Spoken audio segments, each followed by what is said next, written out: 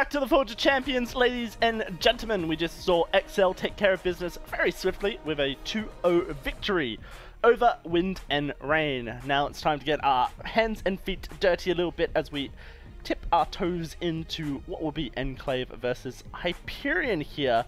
Now, this is quite an interesting one because Enclave we expect to be at this stage of the tournament, but Hyperion so far really hasn't shown that they have what it takes to play with the big boys. So now in the semi-finals, what can they do? I think that's a... I don't know. I think Hyperion have had tough first two tournaments. I think maybe... I mean, the first tournament they went out in this round of 16. Yeah. Hyperion definitely had a tough first two tournaments. I think they have the caliber of players. I do think, I'm going to put my foot out there. Go on. I do feel like it was a bit of a flash in the pan last week. I do feel like that might have been an extraordinary performance for them against what felt like a kind of weak Diabolus. And you mentioned earlier, Diabolus are quite easy to read. They kind of do the same thing quite a lot. Flaxish offers a certain style of top lane play that requires a certain amount of resources, and that's quite easy to sort of assess. I feel like Enclave are too good of a team to give Hyperion much space. And not only that, Demo will not be playing for them. They have got a substitute jungler, which will, even though we might not like to say it, will negatively impact their overall team play. So that's a temporary competitive banning onto their main player. I think his account just got banned. Yeah. Not even competitive. I think his account straight up got banned. That relates to competitive. Yeah. I think he got a 14-day ban. Yeah. Demo, you're a naughty boy. Don't do that again. Yeah, I mean, it's definitely going to hurt them today, particularly when we were looking at the matchup that we saw the last tournament that we had. It was just a dismantling of Hyperion coming through, and Enclave just looks so strong. I mean, we have a tweet to kind of get us ready for this matchup here. And it is going to be from Peter, who says, is he the only one that's disappointed that Scoundrel isn't wearing one of his sexy shirts? And then he goes on to talk about how XL took the series very easily, I believe. I mean, we've talked a bit about this at the Forge of Champions and whether we should be wearing fancy shirts or not. But I guess we I like to vary it. I just like to vary it. I like to have Scoundrel's here in his flip-flops. And my shorts. And his shorts. I mean, I can... And he's not even wearing his flip-flops right now. I can show you my shorts. I've got nice shorts. The pins are really nice. Please don't. I've got my nice shorts on like that. Nice shorts. They're like sweatpants shorts. It's great. I'm super comfortable casting right now. And anyway, I like to have variety in my attire. I feel like I've dressed down a lot today. You dress down for your normal. I do vary. I did actually have a shirt to wear, but it was quite hot when I got here, and I thought, you know what, I'll just stay in a t-shirt. It's quite hot in Barcelona. Hence why you bought half a litre of ice cream. I was gonna, yeah, I did eat half a litre. I was going to wear this. Is this fancy enough for you, Peter? Put it on now, I guess. There you go. Peter. Let's just put it on. See, we it's too hot. Let me put 2 layers of clothing. I'm not going to wear it for the whole thing. We just need to make sure that Peter feels like a scoundrel. I want your tweets to have an impact on Forge of Champions. So you've... That's a nice shirt, Scoundrel. Mentioned the shirt. I like that. Where'd you get that from? I got this from Bext. What's that? I can't say the name of the brand, so I'm just going to put a B in front of it. Oh, I see. Yeah, I get it. That's what we do in. That's what we do in radio and stuff in the UK. It's like Besco and Barks and Bences. Brand names that I definitely don't recognise. There you go. I'm wearing my shirt now. Perfect. Do you like that? It's a nice fancy shirt. Good job, Peter. Yeah. It's actually way too hot. I'm going to take this off again. So whilst the Scoundrel derobes for us here, goes to, what are your thoughts, really? Hyperion versus Enclave, I mean... I think, look, I got to look at this top lane matchup again. It was Rift just looked so... Rifty, sorry, lads. I mean, no, it is Rift. It is Rift. But, you know. He's Rifty in our hearts, but he is now wireless. Yeah. Get it? It's like everything's going wireless, including Rift.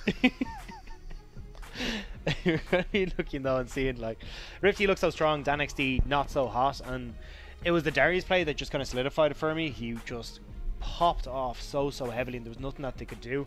And I'm looking to see as well, Snuggly has kind of been, for me, I've always kind of looked at him as like, oh yeah, he's a Morgana player, he's whatever, but he's brought out this Alistair now, and he's been looking really strong on it. So I think if you're looking at two guys that kind of, I'm looking to step up both for different reasons. Like DanXD, I just want to see him not feed so heavily into Rift, and Snuggly, I want to see like what he can do, because he's had big performance and stuff like Alistair. I want to know if that'll have a big impact. I feel like for Hyperion, focus the top side.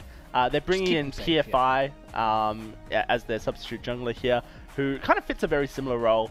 for the team, which is good. They've been also scrimming with him as well, knowing that this is going to be the case. Okay.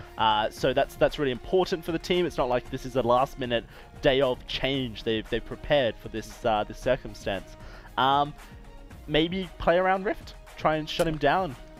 Well, Rift for me is, the thing is, like, I feel like Rift, although he draws a lot of attention, he draws a lot of attention because of the style of play that he operates in, not because he's necessarily the best player on the team. I think he's one of the best players on the team, but you've got to look at Bendy. Right.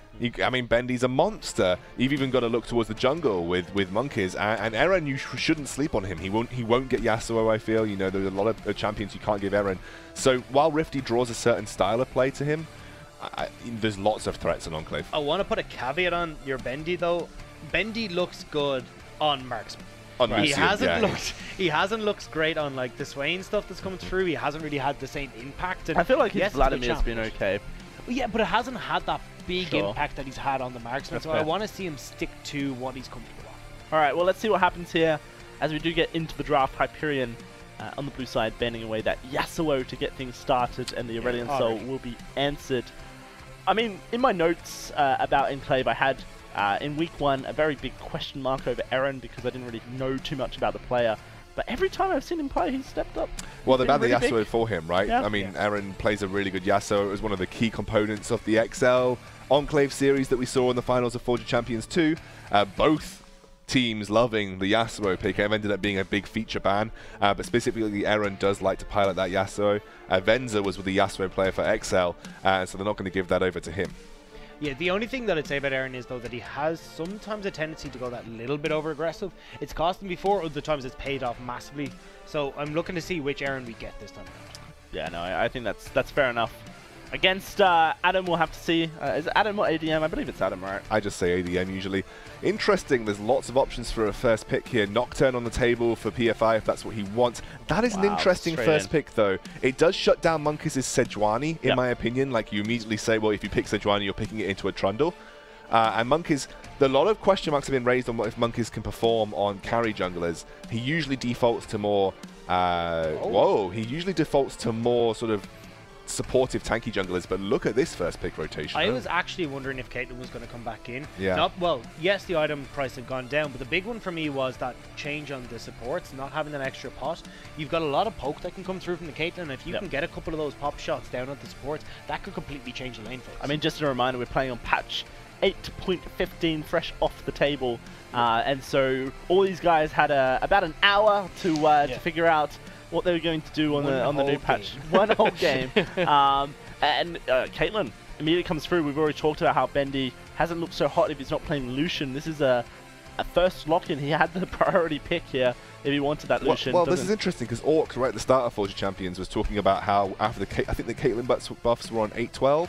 Yeah. They were saying Caitlyn could be strong. Like, Caitlyn could really do quite well here. And now a lot of those core items that fit Caitlyn's kit have been reduced a little bit, like Jhin. She can hit power spikes a bit earlier. You accelerate your late game build a bit more rapidly. And this is a very classic pickup into Caitlyn, the Ashe. It's the next best thing in terms of range and AD carries. Right. You can poke with volley quite easily, so that's a decent pickup.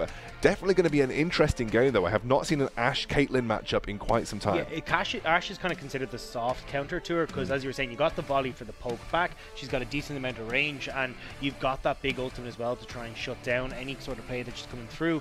That'll be tapered a little bit by the Morgana pick, which is kind of your staple whenever you see a Caitlyn. Like, of course, they're going to go Morgana. So, sure. Also, staple into Ashe, you know, for that reason as well.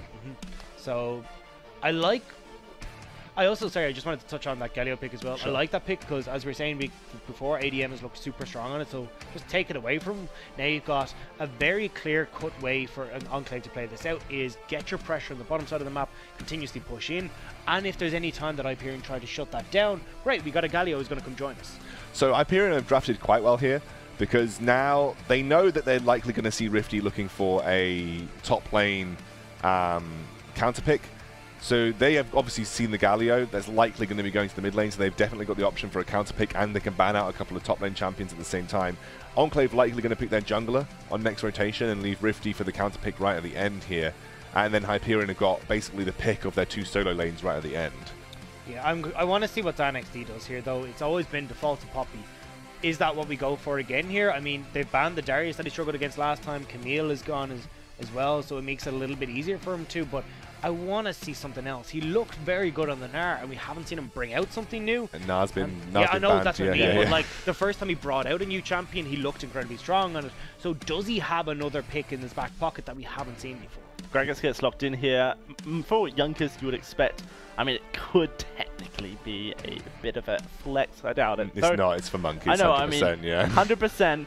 I just love to keep the dream alive here at Scoundrel. Vel'Koz is going to be locked in for ADM here in the mid lane. And let's see what DanXT has planned for us. I mean, Vel'Koz is a very ADM pick. ADM does have a kind of eclectic champion pool, you could say. He got dumpstered on the last time he played Vel'Koz, I think. Was he playing XL in the semi-finals? Something like that. I think, but whatever happened, he got dumpstered. And into Galio and Gragas as well. Like, that's a brave pick. I mean, personally, I'd be like, no, I don't really want to go. No matter how many cleanses I have, I don't want to try and fight that lane. Oh, that's an interesting one, because what Kennen does is it shuts down a lot of melee champions in the top lane that usually would play into Rift's style. Now Rift losing a lot of the engaged champions like Camille and Gnar, who's a decent pick up into the Kennen. He's going to have to pick something that he, like an Irelia, for instance. She kind of got nerfed though. Yeah. Oh, okay. Ooh, okay. That's not what I expected. That was not what I was expecting either. Wow. Yeah. This draft just went bonkers. There's no pick here that if you told me this was going to get picked for either of these two teams, other than maybe the Morgana. That's the only pick there that and the Trundle. Those are the two picks there that I think if you told me, I would, yeah, that makes sense. But The Malphite's the shocking one. I mean, Malphite has got a lot of durability versus poor matchups. I mean, he generally has the ability to weather the storm, per se, and will always retain utility in a team, even if he gets behind. The Malphite ultimate is what you pick Malphite for. He literally has no other purpose. It's like Fiora that you only pick her to split push. You only pick Malphite for his ultimate. There's no other reason. I am looking at the Enclave Gaming composition. If they do land a big 5v5, there's lots of very squishy targets that with a full AP Galio, because it's not going to be a tanky Galio, if it's going to be a full AP Galio going in with a Gragas who will spike quite early and a Caitlyn that will sort of accelerate her late game, I mean, if they play that right, everybody on Hyperion just die. Yeah, when I saw the Galio, and the teleport on the Galio, I actually assumed that they were going to go for a 1-3-1, but you just outright lose that as a Malphite. So I think the plan is to try and get Aaron ahead and have him split push against the Kennen, so you don't really have to worry about it. We don't really see many 1-3-1s these days, do we? Yeah, well, it's kind of come back a little bit, because I don't know if anyone was watching the C9 game where Quinn came out. It was kind of, that's where we kind of had it coming through, but with the teleport changes, it makes it a lot more difficult to execute. But I think the plan here is to actually have Aaron be that split push role, and then have Rift consistently join in with the team. You can get that big ultimate down and have Galio join in later, either using the ultimate or that teleport. You can 1-3-1 with Enclave, like you said, because you've got the double teleport. But for me, like, the teleports here more stand out for just map control. Like, if you want to dive a turret, the turret dive potential from Enclave is insane. Malphite ultimate into Galio ultimate, that's double knock-up. Like, you can't deal with that. There's no way to shut that down. So if the Malphite ultimate, which is very difficult to flash out of sometimes, if timed right, there's no way you escape. Knock up, Galio knock up, and then the whole time you've just got Caitlyn hitting you from the back line. That is very scary if you're Hyperion, and you don't really have anyone that's going to survive that easily. The Ashe, the Vel'Koz, and the Kennen are all going to get absolutely obliterated by that kind of style. I imagine, even with the stopwatch nerfs, we're going to see some stopwatches coming out for Hyperion, because they're going to need them. Like, if they're not investing in Zhonya's, they're going to need them early on to potentially stop a game-throwing teamfight. So where did Hyperion win this game then? Because there has to be a silver lining. Yeah, the good thing that they have is a heap of long-range wave clear. Like, Ashe can do it with the volley, you got Vel'Koz who can do it as well. So when you're looking at a composition like Enclaves who want to get up to these towers and then use the Malphite to dive, it's pretty handy that you're able to clear these from pretty far back. I think their win condition is actually through that top lane. Yeah. PFI, I don't know if you've seen, I'm actually going to bring it up because it's useful this time around. It was on Feeling Game. Yes! I love it! So actually, it is useful. He actually I'm ready. was a jungler, and he was very good at early game passing, Okay. which was his big strong point. So I think if I'm looking towards that, having that pressure up towards it is useful this time. No, okay? that is useful. I'm not telling you that isn't useful. It's just the meme that you have about always. The underdog team of the tournament, Phelan Gaming. But yeah, they'll get there someday, Rob. I'm sure. We will. The Irish team will at some stage in like 20+ years. Price is going to make sure of it. What we're going to do, we are going to be looking at PFI, trying to get these early ganks down. I think top lane is the way to go for it. If you can get DanXD going on this Kennen pick, you've got obviously the foot. So you've seen two different styles come through. The most popular at the moment over in LCK is the big AP one, where you go and you try and be that big team fighter. The other style you've seen is that heavy AD style, which kind of plays into the hands of the Malphite. So I have a feeling he'll go more towards that AP. The problem is that he lacks split push pressure eventually with that AP build. He does, but I don't think you're going to get it anyway. I think that's the whole point, is that it's either a case of you go AD, we stick you up against Malphite, you don't kill the Malphite, or we stick you up against Aaron, who's just going to do great because he's going to wave clear. I mean, I suppose if you somehow don't get caught up in the full-on engage from Enclave as well, but the counter engage that comes out of a Kennen is pretty big, especially if you can get towards the back line where the Caitlyn is standing. Yeah, obviously, I just think if you flank that team, the only person that you want to flank is Caitlyn. Everybody else is just like, it's Kennen ultimate. It's like tickling me. The combo between the Kennen and the Vel'Koz could work out. Kennen flank into a Vel'Koz disintegration ray. You could see a lot of damage coming through from that. That maybe is what I'm looking for. But for me, I feel like if you're playing through DanXD, you have to play through a long game on-hit style build. Maybe if you go Witsend Ginsu, I don't know, you can maybe go Witsend Ginsu, something like that. I feel like you need to have some kind of split push win condition here. You can't play the AP build and expect to win team fights, because frankly, you just don't win team fights. Like, Kennen comes in with his ultimate, I'm just going to Gragas ultimate him out. Kennen comes in with his ultimate, I'm going to Gragas ultimate the rest of the team away, and as soon as Kennen comes out of Zhonya's, we're going to kill him. Just feel like in a strict team fight scenario, Enclave are going to wipe you. Well, I think that's the thing, is that you're not looking for it. Yes, it can be great in that teleport scenario if you find the opportunity, but it is really bad split push. It is, this Kennen is supposed to keep someone from Enclave active and away from the fights, so they can't have this big wombo combo that they've set up with Rift engaging, and you've got ADM to follow, or sorry, not even ADM, Aaron to follow up with the Galio, and I think that just shuts down a huge amount of that. I think that's where, if you're looking at PFI, try and get into that top lane, make sure this Kennen is rolling, and then you can just contain Rift to one side of the map, because you mentioned it already, that big 5-man dive bot can be devastating for them. If they can try and nullify that by having this pressure on the top side, it can be just a completely game-changing event for them. I mean, you guys have given some excellent points of what we can expect from this game. We'd love to hear from everyone at home using the hashtag #ForgeChampions3. And if I can pose a question to the crowd, slightly different from the one that Excounder's been asking tonight. You're ruining my question string. Well, I mean, you transferred hosting rights to me. The question is, what champion do you want to see in competitive play for 8.15? The words wouldn't come out of my mouth. Already we see a huge amount of people locking in new picks already for 8.15, which is super exciting. Marksman coming back in full swing. Is there any that you're hoping that some of these UK players pick up? Guys, let's do a quick round of predictions, starting with Excoundrel on the right. 2-0 Enclave. 2-0 Enclave. I'm going to go with the same. I think they were just so dominating last time, it's hard to disagree. Yeah, no, and I'm along with you as well. That's absolutely a 2-0 Hyperion for me as well. We're going to be jumping into the game.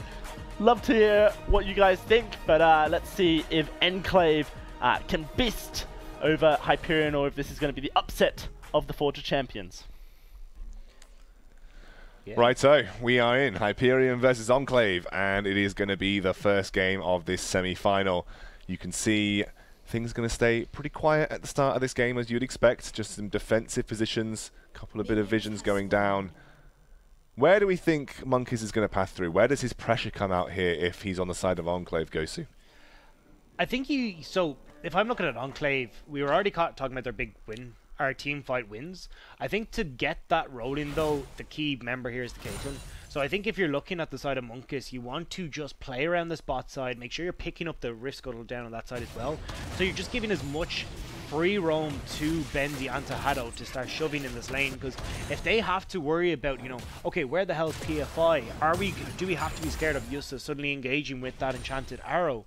It means that they're not going to be able to push as aggressively on towards this tower and get the classic Caitlyn Morgana roll going. It's something that we didn't really talk about, is it? Because the classic Caitlyn Morgana has priority in lane.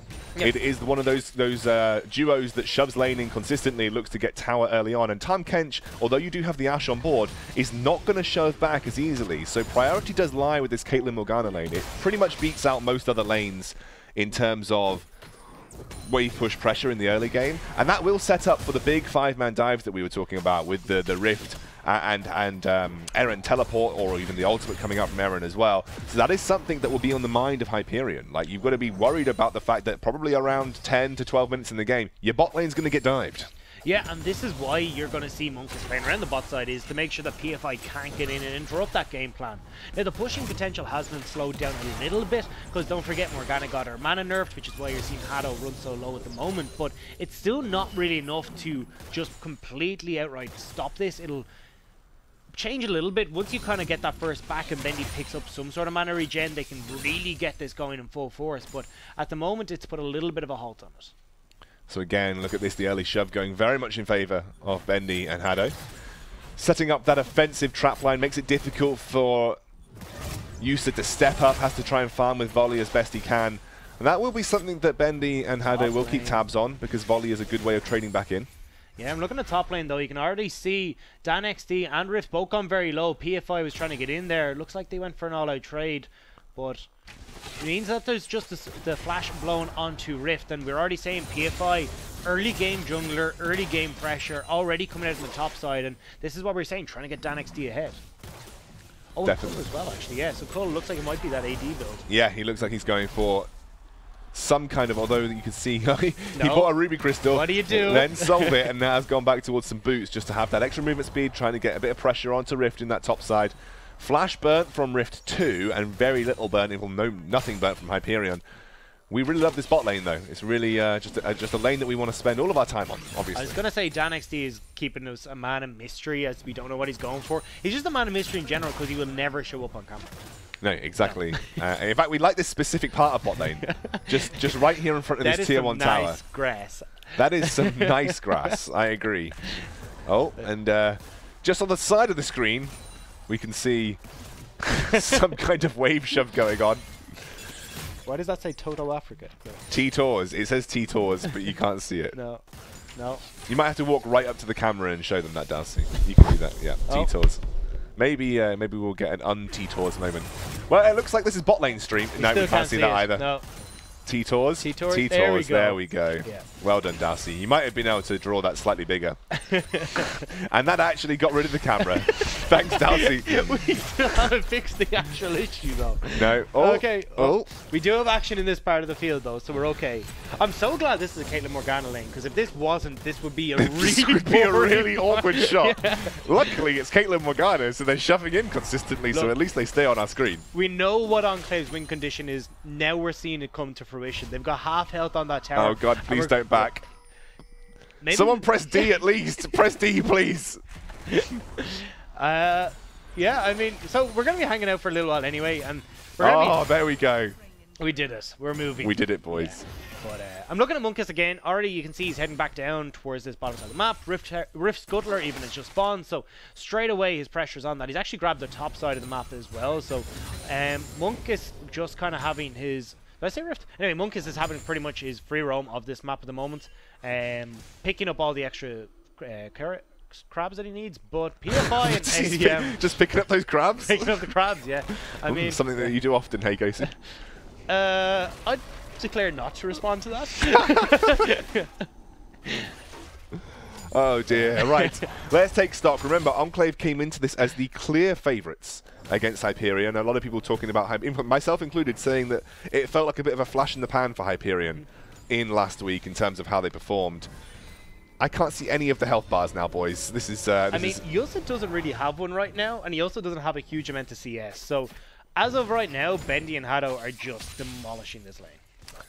This is my worst nightmare. You'll wake up eventually, don't worry. Will I? I hope so. So let's take a look and take stock of what's going on here. Looks like it is a double Doran's, so one of those tank builds where you build a double Doran's looking to get a bit of burst damage off. Will help him CS a bit better, be able to harass with his Q. Stop laughing! I can't see if anyone's going to go low in team fights. I'm just imagining when these team fights, yeah, exactly. These team fights start off, and you're like, oh yeah, let's get a go. Okay, play by I'm play, sorry. I'm going to have to break the fourth wall here. Borch, if you can hear me, please turn the health bars back on so I can see what's going on. Oh, my immersion is ruined. If you guys don't know, Borch is the magic man behind the camera. He's the voice in our ears. And I don't have talkback, so I just have to communicate him directly on stream. This is Oh, yes! We did it. I told you Borch would get it done. Okay, so what? We just fixed the last issue, but maybe something else would break? Wait, it looks like a bit of a gank coming through here onto Snuggly. He's going to have to be super careful. Flashes immediately. The binding not good from Haddo. And somehow they get away with that. Caitlyn not in the position to follow up, though, and Haddo is going to back off, probably taking more damage out of that trade, but the flash was burnt by Snuggly. Yeah, I didn't think he was going to just whiff on the binding entirely. I thought Snuggly was actually going to be in a lot of trouble there, but you're already talking about the pressure that Enclave want to exert in this bot lane. It's coming through right now as that tower just below half health, and they're just consistently trying to make sure that they can keep Bendy and Haddo safe, they can keep this push going, and the rest of the map can do as this pleases. Looking over now, Bendy has to be very careful. A little bit aggressive, but manages to get away. I'm looking at what PFI is going to be able to do with when we've seen Munkus on the bottom side of the map so often. He's been trying to get in to get in on top of Rift, but he hasn't really had the opportunities. I mean, Rift has been underneath his tower this entire time, and I was talking about how his pathing has been exceptional, at least the last few times I've seen him play. This time around, it looks like they're so gone in on this game plan to get the early gank on the top lane that he's kind of left everything to the wayward side, and it's not helping out Hyperion in the slightest. I feel like Malphite is a farming under tower specialist, though. Just even with the double Dorans, you can clear waves out nicely. He's gone for the Catalyst in the Aeons here. Monkey is looking to be an aggressive, but this is that bot lane dive we were talking about. Teleports coming through left, right, and center. There's the hero's entrance. Jumps down onto the Kennen, who takes a huge amount of damage, stuck in place, and that is a slaughter from Enclave. Mission, goal, everything picked up in that one dive. It was exactly as they planned from their composition, and Hyperion couldn't stop it. And now they can go pick up, I'm hoping they can go pick up the dragon. Yeah, you can see the pings going down. It just leaves nothing for Hyperion on this bottom side of the map. Now an Enclave rotate up to the top side and they start this same play, rinse and repeat. There's no way for Hyperion to try and go, okay, cool, we can get this consolation prize. Enclave are taking everything. I'm going to sneeze. Give me 1 second. Oh, I'm good. I suppressed it. I suppressed the sneeze. That was an insane execution of exactly what they wanted to achieve. Caitlyn Morgana pushes the wave in. You've got an incredible tower dive composition, and honestly, it felt obvious. But even though it was obvious, the lack of a teleport from ADM, the lack of PFI's positioning meant they just weren't able to respond. And honestly, you could see there DanXD could only do so much. And it was the second that they saw PFI on that mid lane helping out ADM clear, they're like, go, we're good to go for this, fire ahead. And it was just instant. The TP comes in and it was answered by DanXD because you think, oh, that's the play that I should be going for here. But it was just... PFI setting up. Looks like he's setting up for a tower dive. The wave has bounced in an awkward position here for Enclave. The ward goes over. I don't know if they've seen him as of yet, but this is going to have to be very careful for Bendy and Haddo. They do still have their summoners available, though, so they can be in a good position. But ADM and PFI have rotated up towards that top lane. I don't want to replay just yet because it looks like we could potentially have a top lane tower dive. Doesn't matter, I got it. Yeah, both top laners TPing in at the exact same time. Galio comes down, knock up by Rift, and it's perfect execution. As you were saying, there was just nothing that Hyperion can do. You're just teleporting into your net. There wasn't quite a dive, but, well, it might have been a dive, but it basically resulted in a tier 1 going down over to Hyperion. No lives lost in that situation, however. Sorry that we couldn't bring it to you, but nothing major happened apart from that turret going down. Looks like no summoners were burnt by Enclave either, so I imagine they had an idea that was coming towards them. Yeah, that Ash ult is going towards mid, misses onto Munkus and will slide away through Aaron, but you can see Hyperion are looking for the global plays, and this is kind of what they need to do if they want to try and stop this continuous push from Enclave. Oh, Haddo caught out here a little bit. He's going to have to flash. He does have it available, but he has used a really nice stopwatch. Here goes Bendy as well onto Snuggly. What a bait by Haddo. He survives on less than 1% HP and gets out after killing PFI. I was not expecting the one shot to come through from Monkus. That was a load of damage that came down out of nowhere. And it looked great for Hyperion, but ended up giving across a kill to the Gragas. I want to see what they can do with that now, though, because Caitlyn has been kind of stopped, or at least slowed down now, because they've been able to push in that wave so far. And it just means that their chip away game has kind of lost a little bit of its focus. It'll give Ash that time to get up towards that Blade of the Rune King, and she comes on pretty well in that mid game, which is where we start to see Caitlyn fall off. So if I'm looking towards a time when where Hyperion could start to put the pressure towards Enclave, it would definitely be after that Blade of the Rune King is completed and you've got that enchanted arrow. I'm just worried because they're not going to have a split push now with this Kennen, who's gone towards what looks to be the AP build path. He's going towards Hextech Proto Belt, I believe, with this particular build. So maybe looking for that extra engage potential. I'm worried now. You're 0-4 down. You're going to go up against a superior teamfight composition. You're trying to teamfight. Those flanks, I don't know how much of a difference they're going to make. I actually don't think I would agree with you at the beginning where it's like he's definitely a flanker, but the more I think about it, I actually think he's just buying space. I think he just buys space for Ash and for Vel'Koz in this situation. Like, they have a lot of damage that can come down after, and if he can just give them that momentarily respite to get themselves back up, they might be able to turn the big engager out. Yeah, I would be doubtful, but I agree that that is a potential for him. I just don't think you flank this team very well because no one can follow up on you. There isn't really anybody that can follow up on you easily enough as long as Enclave have their positioning where they want it to be. Looks like Monkeys is waiting here. He's been spotted out by the Hawkshot, also by PFI. They're looking for a potential repeat as Galio is in the side wings. They also have that teleport available soon from Rift, although not soon enough for this particular tower dive, so it looks like they're trying to go for a 4-man. The threat of it, though, is giving Morgana and Caitlyn the space to take another turret for free.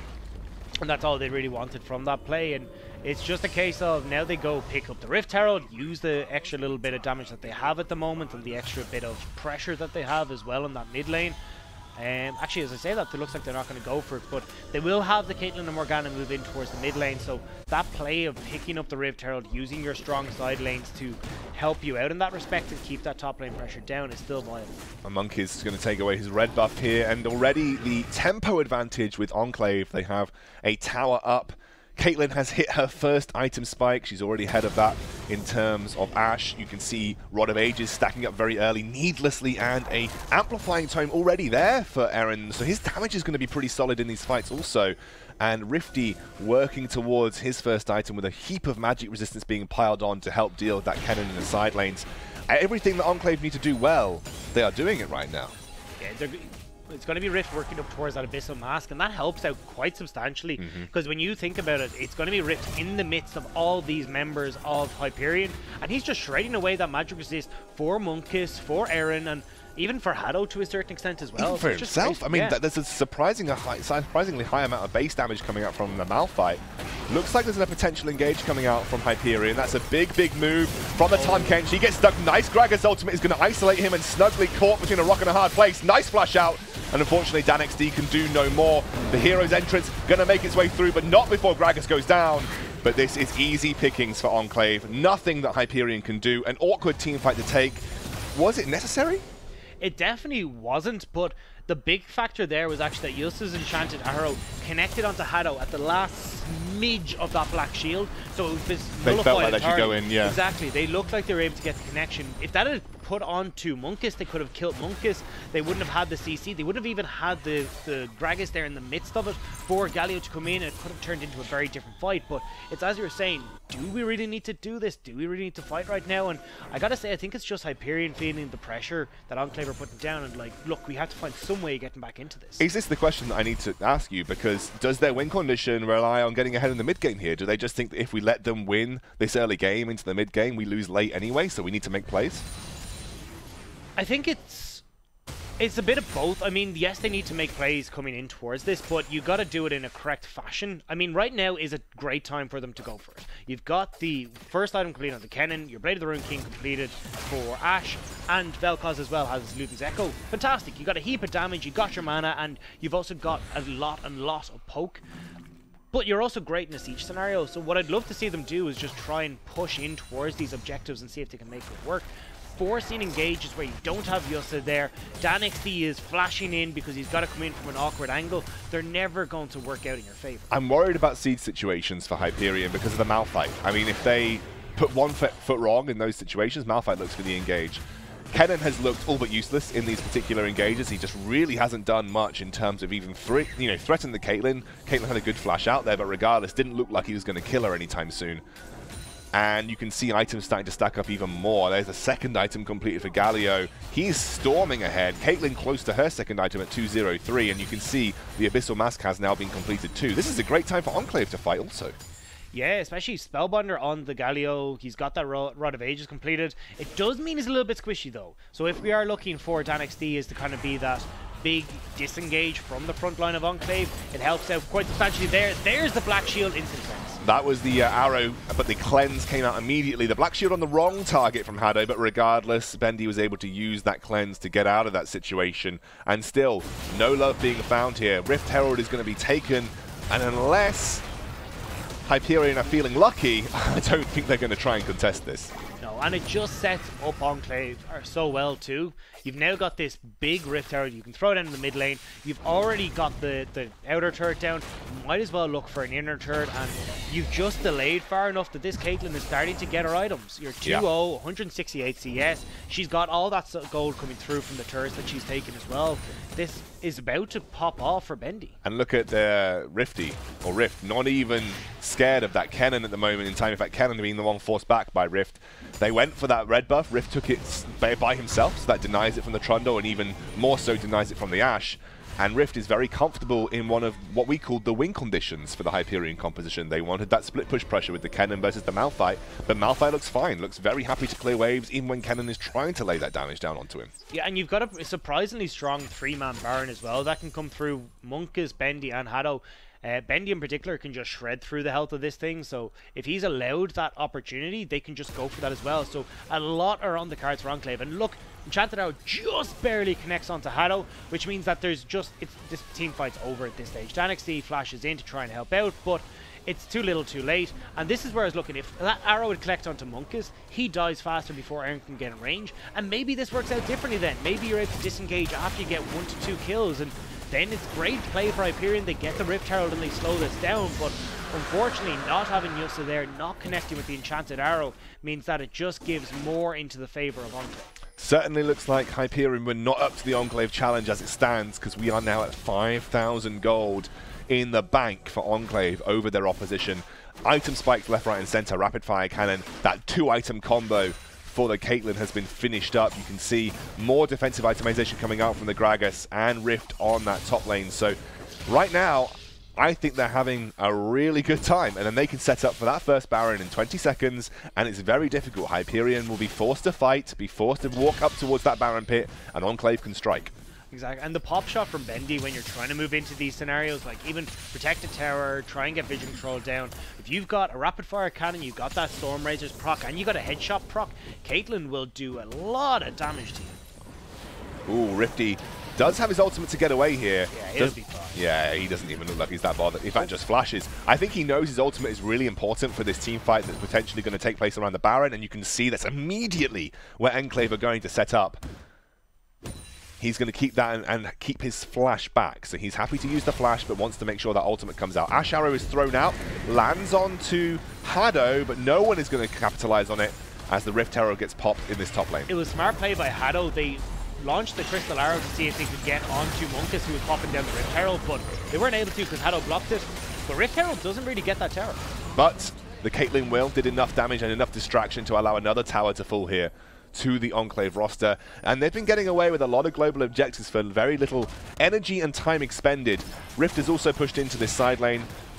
Don't know if they're going to be able to effectively take this tower, but the Ashe ultimate is down, so the engage to prevent the siege is not there right now for Hyperion. Will be back up in about, I'd say, a minute's time, maybe 45 seconds or so.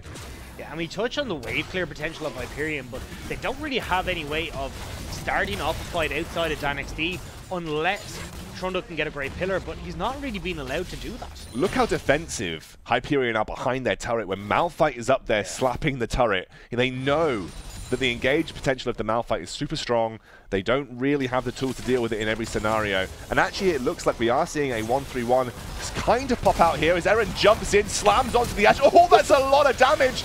But luckily, Yusa had the flash and the heal and got himself out of there. But goodness me, I don't think anybody was expecting that damage coming out from Eren right there. He's full AP, he used the Spellbinder as well. That's a massive burst of ability power that just pummels through Yusa. Flash heal now down on this Ashe, and we're saying she's kind of crucial to their wave clear in these scenarios where it's a 1-3-1. So if you're not going to have that volley, you can't approach the wave. It makes it so much easier for Enclave to just continue melting these towers. Yeah, and it looks like this is given a bit of respite to Hyperion to try and get some vision around this Baron area. It is going to be an important part of the next 5 minutes of this game. Enclave, they'll want to set up for it. They'll want to try and use Eren's teleport to their advantage, maybe have him bot lane shoving in, or just hovering on the top lane to make sure he can make that entrance with his ultimate. But Baron is absolutely going to be a key point just over the next portion of this game. There is still an opportunity, though, if Enclave misplay this Baron, and it's not unheard of for them to do it. Yeah. Vel'Koz does great in those scenarios where he's able to hit multiple members with that disintegration ray, and something like grouping up for a Baron is exactly where you could find that. He's been farming pretty well. I mean, he's 233, the most in the game. He's got a Ludens and a Banshee's Veil now as well. Also has those Ionian boots, so he'll have the flash and the cleanse up more often, which is fantastic if you're looking on ADM trying to play it safe. Ooh. So it could work out well. Eren, actually. Yeah, he does not have that flash available, remember, and the rest of Hyperion are ready. Here comes the teleport, coming in from the Malphite. They have to be super careful because that Malphite engages big. There is the slime from Monkeys. The hero's entrance comes through as well, and he gets the knocks up. Right now, Snuggly left in no man's land. He's going to go down. Wait a second, they trade onto Morgana, but Hado has given his life to allow PFI to go down as well. And that is a 2-for-1 trade for Enclave. And now they can look towards that Baron area. They don't have the contest of the jungle to deal with, and they still have a quick Baron take here as well. That could have gone a heck of a lot worse for them if Snuggly hadn't gobbled up Yusa and managed to flash away from that big engage. He dodged Rift ultimate and he dodged Eren's ultimate as well. And that would have been a very different, well, not very different. I mean, you win the fight, you get the Baron, but it could have been way more detrimental to Hyperion's team fight, as actually might have shoved them off. Yeah, they have to be super careful because I think the 3 best members for dealing with a Baron engage are there and alive for Hyperion. That is going to be ADM on Vel'Koz and obviously DanXD on his Kennen. Very important. Looks like they're going to clear the vision out, but they're not going to start Baron. Obviously, they are not in a great position to do the same either. But they do clear out vision, which gives them some temporary respite from the Enclave onslaught. Yeah, it also gives them big control around this objective as well. You can see Snuggly actually use the ultimate to get back in and help out his squad. So now they're able to clear out all this vision around the Baron, and this is just going to take Enclave more time to set up and get it back in their favor. I kind of want to say, oh yeah, that gives Hyperion time to get items, but realistically, it's just giving Bendy a little bit more time to get up towards that Infinity Edge. Eren will be working up towards his next item as well. Looks like it might be moving up towards a Morellonomicon, and this just means that overall, yes, you think it's great. We delayed them, we pushed them off the Baron, but Enclave still hold a lot of cards here. Oh, ADM trying his best. There's the Enchanted Crystal Arrow. It does land onto the Caitlyn, but the cleanse is there immediately, and Bendy gets out of a very tense situation. That could have been way worse, and that's the thing. Not standing beside Hado means that he's not able to give him the Black Shield in time, and cleanse needs to be used. Now, it doesn't mean they'll have that back up. It's such a short cooldown on that Enchanted Crystal Arrow. They could try and make another play around it, but Hado hopefully will have his finger on the trigger this time around. And we see this replay coming through of Hyperion, 4 men going after Eren. He's able to, get himself to safety in a lot of these situations. Teleports come through, and watch Snuggly there. Yusa gets gobbled up, and Snuggly manages to pop him out just before he gets knocked back in. And it meant that Yusa was here for the rest of this fight, and they can kind of escape back out. But I was wondering how DanXD was going to get in. He's still, the entire time this fight's going on, has that Maelstrom there, but he's just too scared to try and go in. Has the Spellbinder now, so maybe this is the big play. You get up to 100 stacks, and it can shred through several members of Enclave. Yeah, that might be the play here. It feels like it's the only way you're going to deal with Bendy easily. Got to say, Snuggly, incredible flash there, keeping both himself and Yusa safe, although he did eventually go down, but it was the dodge of the Malphite ultimate that was the important part there. It is an Ocean Drake on the field. It is an easier objective for the Enclave roster to try and commit to, and it looks like that's going to be the case. They do have to be careful of a trade, though, or try and attempt at a quick trade regardless. Rift at the moment just trying to clear these waves against, or sorry, DanXD trying to clear these waves against Rift, and Rift is just pushing into this tower consistently, and that was not the way that this matchup was supposed to go. We were talking already that the NXT should be so far ahead, but down in kills, down in CES, and not able to keep his towers against the Malphite. No, Malphite just needs to slap this turret a couple more times. Not going to commit too hard though, because if you get stunned at the turret by a cannon, that can be a tense situation. I like the build that Rift has gone as well, picking up that early Warmogs. It means whatever poke he takes from DanXD, he'll heal back up, and he already knows when he gets into these team fights, his ultimate is so impactful that he doesn't really need to worry about the damage coming back, because he's already got the resistances coming through from Heron. He's got a black shield coming through from Hado as well to get himself out if anything goes awry, and it just means he can play purely for the split push but still be impactful in the team fights. And there we go, Aaron again. This is the 1-3-1 that we were expecting, though we obviously we are keeping the Galio at the top lane because he has that ability to make Hero's entrance more easily around that Baron Pit area. And Rift, who doesn't have his teleport up, is actually quite precariously playing with this bot lane. DanXD does have his. So if the timings are correct for Hyperion, there is a small window of opportunity where they can try and force a fight. It is difficult though, that Enchanted Crystal Arrow is getting dealt with every time it gets thrown out. Where does DanXD TP to though right now? I mean, Enclave have complete control of this area, and well, actually, as I say that, there's the Enchanted Crystal Arrow. That's a big engage as there. DanXD immediately dealt with, has the Zhonya's immediately in the back line. In comes Eren, he's trying to do what he can, but this is a good fight for Hyperion, as unfortunately Rifty can't get in. There's the Disintegration Ray, and suddenly, Hyperion have completely cleaned this up. They're going to get a shutdown, and they're going to try and go for Hado. Wow. What on earth was that from Hyperion? That was the play they needed to make, and they abused that Rifty teleport. They definitely had the timing right, and now they're going for the Baron. And you said it exactly. It was that teleport not being up for a Rift. The Wombo's not available for them, and Hyperion are now able to turn again onto Enclave. Oh, they can't risk going for the Baron against the Rifty. Rifty saw the binding onto Ash, and he was tempted. He was certainly tempted, but that was not a fight that Enclave wanted or should have happened. I think if you have a teleport available on someone, you put them in the bot lane. Let Rifty go to the top where he can react more easily. Eren should have been the one going to the bot with his teleport. But regardless, it was a good execution by Hyperion. Great timing for them on the Kennen ultimate. And let's take stock of where we are now, Gosu, because items are starting to come back here for Hyperion. They are, but I mean, you've still got to look at how close that fight was. I mean, Eren survived for so freaking long as their frontliner that if Rift had teleport available, which he does now, then that should have been a very different fight. And now it's actually Enclave who can just turn and do the exact same thing to Hyperion. You've got to keep DanXD down in this bottom lane to deal with Rift, which means that at any point in time, Enclave can pull the trigger and they can look for the uneven fight. Looks like we're heading towards... Is that a Randuin's? I haven't seen a Randuin's picked up in a long time. It looks like Rifty's going for the option for a Randuin so he can use it directly after his ultimate, slow down Eustace's attack speed, maybe make him a more vulnerable target. But it's also Ash gets those automatic crits as well, so you reduce the damage on those, so it all works out nicely in a neat package.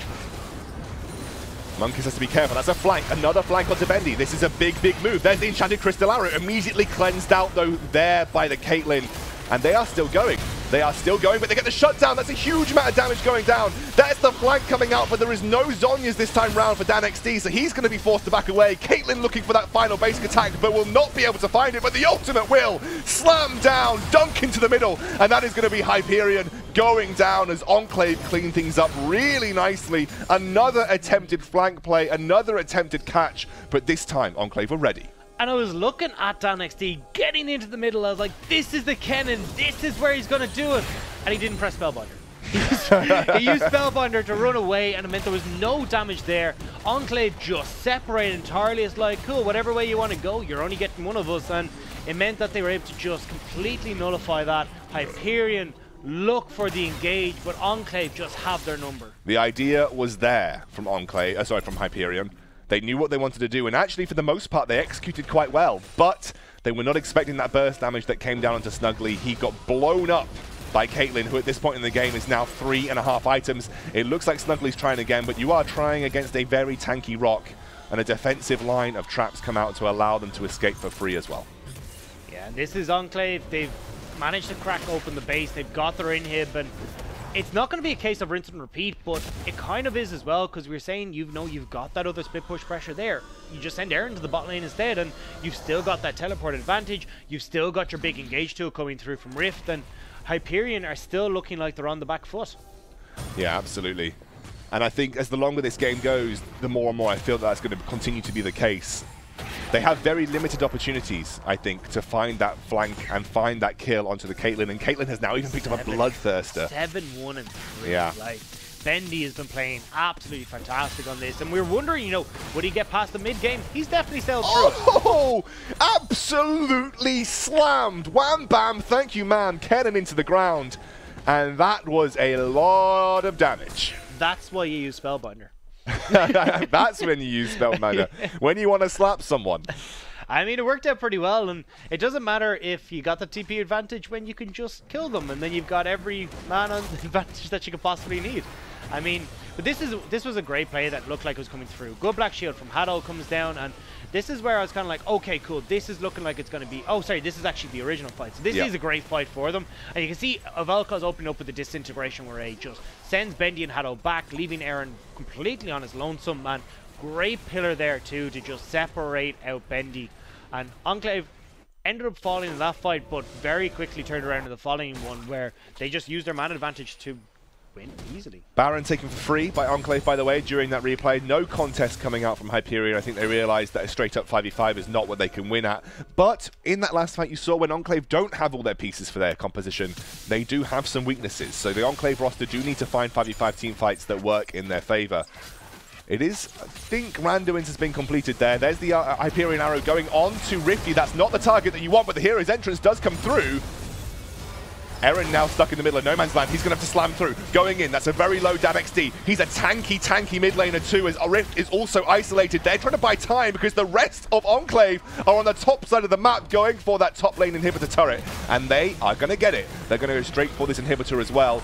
And it looks like Hyperion tried to engage on the tankiest members, as that is not done just yet because Monkeys tries to find the combo. He's forced to flash away, but they trade it back for an inhibitor, and now we are pushing potentially towards the end of the game. Hyperion have to try and engage now. So many big ultimates are down for Enclave, but they've kind of used a lot in return. It's got to be DanXD finding the hero play here. There's the disintegration rate. Lots of damage going on to Rift. He is tanky, but not that tanky. It does a lot of true damage as well. This feels like it is the beginning of the end for Hyperion, though. They fought. 33 minutes is longer than I thought this game was going to go. But Enclave are charging down. That's a flash forward from Bendy. It's a confidence flash as a confident end comes out from Enclave.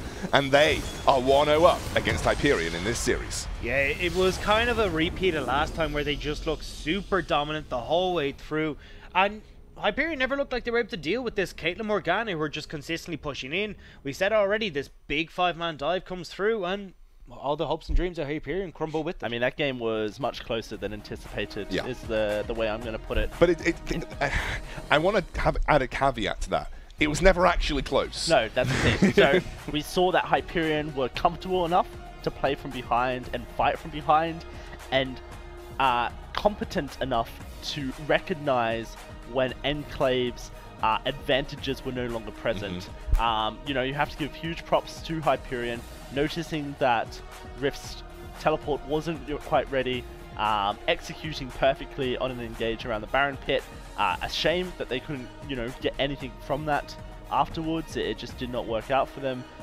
Too much threat really coming through from the rest of the two-man Enclave squad, just being the, I believe, Haddo and Rift. They were like, nah, I mean, we can't take Baron against those guys. I mean, I feel like you have to. If you've made a desperate play of a team fight when the teleport's not there, then you just kind of have to continue the boat forward, or otherwise you're just going, right, we killed you, but see you next time.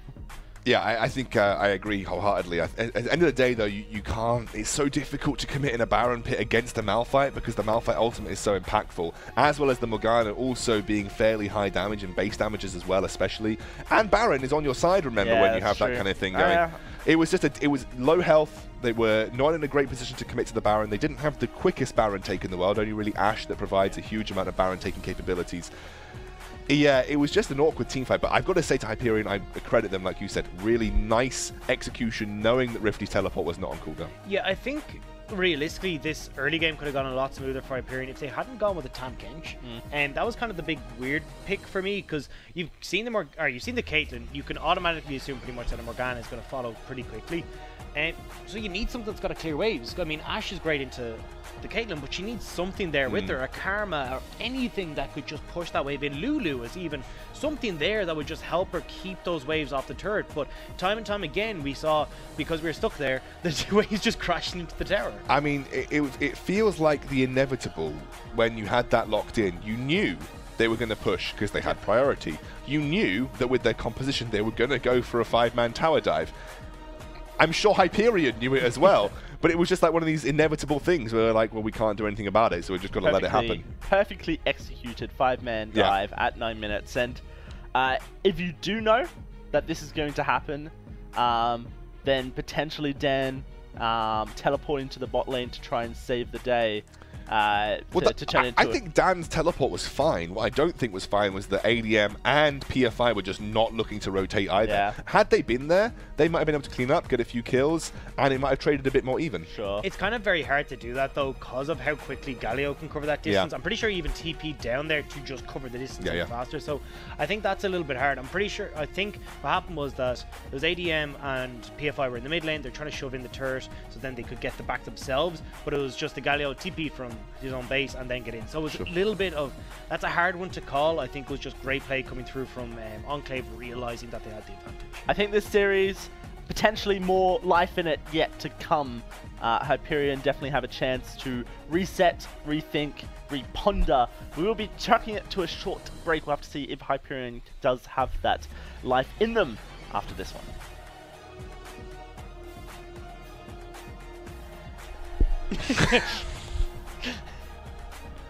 Oh, we have actually have damage. I thought we were going to a break. I thought we were going to a break as well. Yeah, I must have misheard. Let's have a look at the damage. I do have Borch telling me that he is sorry, so it's fine. You have to give props right now.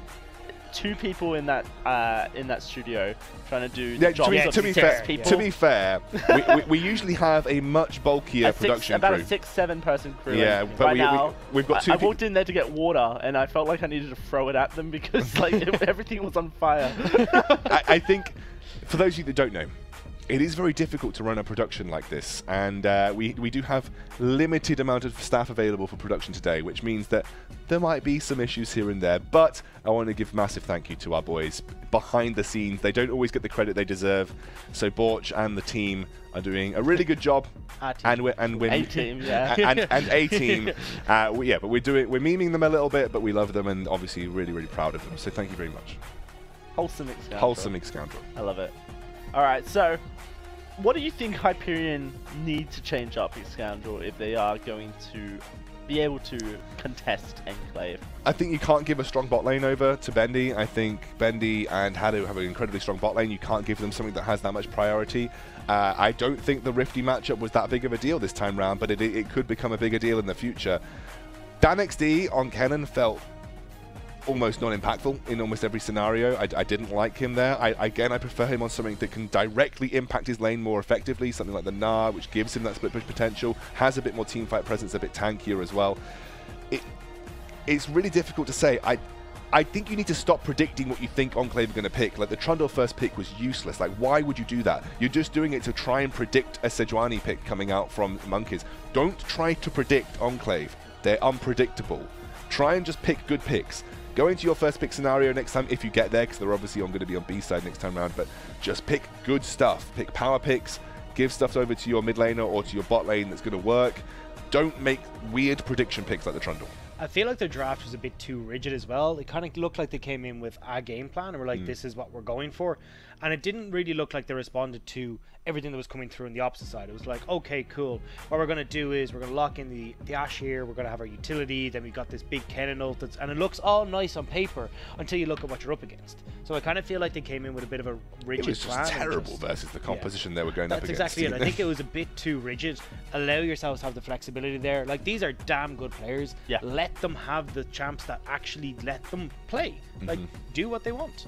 So essentially, let's be free-flowing. Let's react. We're red side, so we can react a little bit more to the way the draft is going. And then once we have a good idea, we can execute with our first pick, last pick in the second round of banning. Well, they've now got B-side, which means they're going to have the ability to have that last pick in the top lane potentially. I don't think they're going to last pick the mid lane because I think ADM's got a limited champion pool. At least he's displayed that he likes very specific champions. So I feel like DanXD is going to have more freedom in terms of what he wants to pick this time round. Well, we are going to find out shortly if Hyperion are able to bring it back. But before we do, let's throw it to the real break this time, and we'll see you in just a few minutes.